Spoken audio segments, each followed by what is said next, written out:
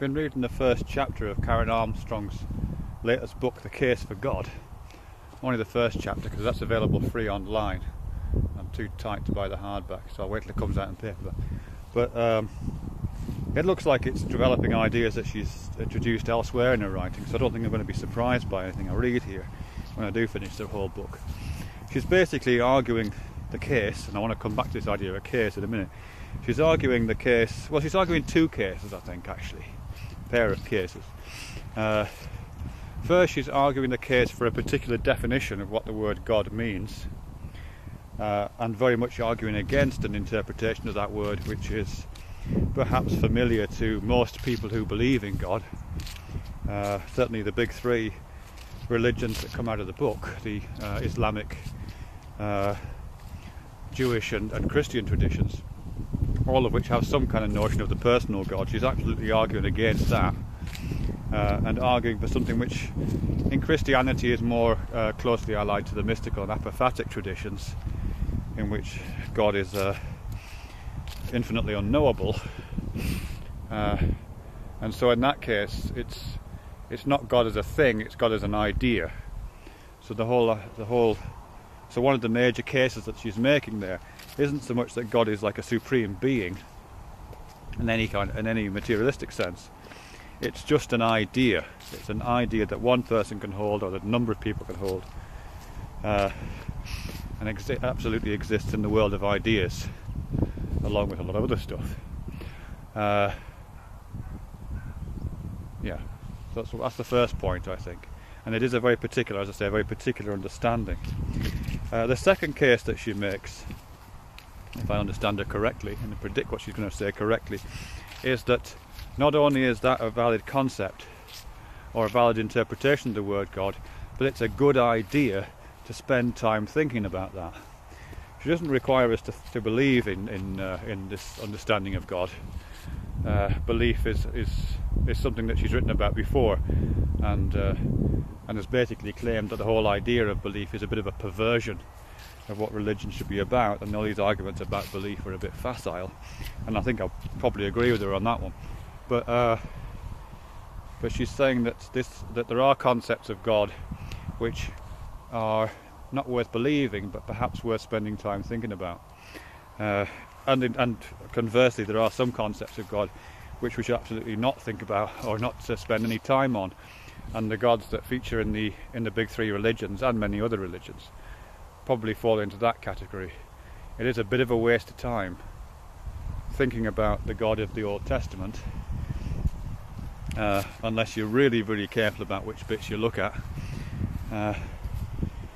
Not because it's not interesting, because these things are always a bit interesting, but because the kind of worldview that's being posited and the kind of moral framework that's being suggested and the kind of possibilities that it seems to hold out for human development and what it is to be alive and awake in the 21st century are pretty missing from most of those conceptions of God. But I think she's saying that there are concepts of God which are worth spending time and effort thinking about, because they could have potentially beneficial effects, I guess, or they help us to fulfill certain potentials. Maybe that's a better way of putting it. And who knows, there might be some truth in that. I mean, I've been trying to think of analogies to that, and the only analogies that I can come up with, well, two analogies kind of. One analogy is really simple, and I try to keep my analogies simple. One analogy is this idea of the centre of gravity. And I know that sounds a long way away from God, but the centre of gravity inside your body does not exist. Human beings do not have a physical object called a centre of gravity. There is no part of your body which you can take out and hold up to the light and say, this is my centre of gravity. You can't have a centre of gravity transplant. All those kind of things can't exist. And yet, to spend time thinking about your centre of gravity is something that, it's something that dancers do a lot. It's something that martial artists spend a lot of time on. In fact, many martial arts have a name for that spot. I think it's called something like Tan Tien in some practices. A kind of notional centre for bodily activity, which, whilst it's completely fictional, it just exists in the realm of concept, just exists in Popper's World 3, if you like. It's it serves certain functions, and it allows certain, in that case, physical potentials to be more fully realised, or more easily realised, or better developed. So I can kind of see the value of hypothetical entities serving useful purposes by thinking about centre of gravity. And the other kind of analogy, I think, is this thing called a self, which I may have talked about before. No one really knows what a self is, and there's been millions and millions of words written about that. And whole industries built around the idea of developing oneself or improving oneself, but no one really knows what the hell it is. And again, you can't take it out, you can't hold it up against a wall and photograph it. None of this stuff is available. To the extent it has a physical existence, and I'm sure it has a physical existence, it exists presumably as some kind of pattern of neuronal firings, stable pattern of neuronal firings possibly. It exists as something like that, which is certainly not how we experience it.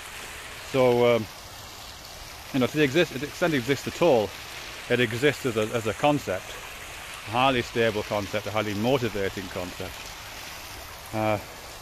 but also a very useful concept, a really useful one.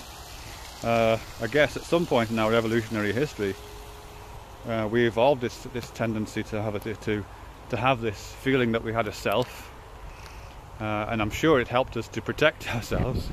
Certainly we spent a lot of time thinking about ourselves and as I say, protecting ourselves, looking after ourselves, all those kind of things. So on a purely kind of adaptive level, I'm sure this idea of conceptualizing the self, conceptualizing this thing called the self, aided our survival at some point. So it has some kind of function. And again, the question of belief doesn't really arise in the same way that the question of belief doesn't really arise in Karen Armstrong's understanding of God. It doesn't really matter whether you say you believe in the self or not. The fact that you're using that language and you're able to posit that idea asserts a certain kind of set of principles which invoke the self, whether you want to or not. So it's you're kind of drawing on that myth, I guess, whether you want to or not, really. So those are the two analogies that I'm thinking of right now. Whether the second case that Armstrong is making, which is that this is a valuable concept or not, I don't know yet. But there certainly does. I'm happy to go along with the idea that it's a concept that fulfills a certain definition, which is outside of the Judeo-Christian and Islamic traditions, for example, and it has more in common with the mystical and apophatic traditions. That seems fairly reasonable. Compote's going to go this way. I was going to say something about cases. I'm not sure if I've got time. I'll just add a little bit on the end. I quite like the fact that it's called a case for God, because it puts me in mind of Anthony Gormley's sculptures, one of which is called Case for an Angel, which is basically a huge sarcophagus. Well, it's moulded up to his own body, actually. So it's a negative space in the centre, which is where he cast his own body. And it's a sarcophagus with outstretched wings. They're not like angel wings, they're more like the wings of an aeroplane. It's this really great object, but it is like a sarcophagus with an empty space inside that has a potential to be filled. And the thing that fills this case for an angel is a bit like a human. It has a human form, but it's a human form that's extended. It has the wings of an aeroplane. It has the potential for flight. It has the potential for taking itself lightly, as Chesterton said. It has all those kind of things. So when I'm thinking of Armstrong's case for God, I'm not thinking of it as a case, the kind of briefcase that you take into court when you want to mount an argument. I'm thinking of it as a case that's a bit like a case for an angel, somewhere between a sarcophagus for the honoured dead and a mould for a future human.